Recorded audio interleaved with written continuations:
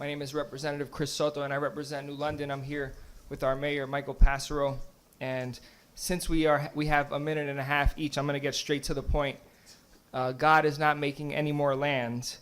And we have Connecticut General Statute 1281, which gives nonprofit entities an exemption from property tax.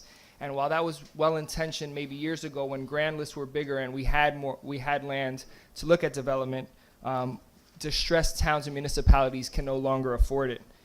And so as you're well aware, when something comes off the tax rolls, the local taxpayer is forced to make up the difference, no questions asked.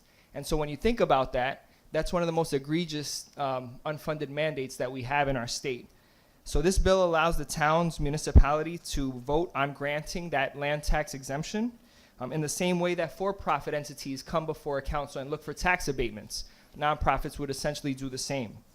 And so I ask you to consider those taxpayers that live in our distressed municipalities and that are struggling to pay their car taxes, struggling to pay their mortgages. And so with that, I'm going to turn it over to our mayor, Michael Passero.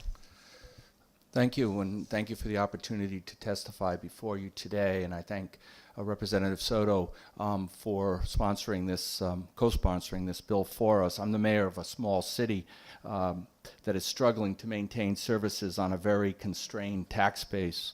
Our 2016 grand list, just certified on January 31st, increased by less than 1%.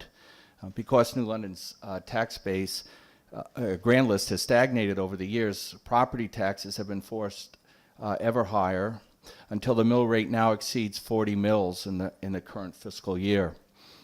In my small city of 27,000 residents and approximately 5.5 square miles, only about 7% is developed commercially. The median family income is $36,000, well below the national average of $56,000 and far below Connecticut's average of $76,000. Further increases to property taxes will only frustrate our ongoing efforts to increase the commercial tax base and raise the median income. New London's small businesses and families need tax relief, not increased tax burden. So I've submitted my written testimony to you, so I hope you all have it.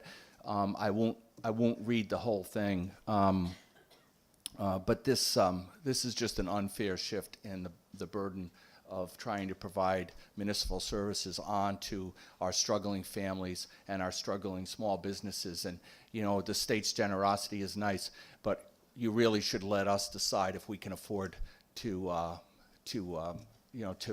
share in your generosity to the nonprofits in our city.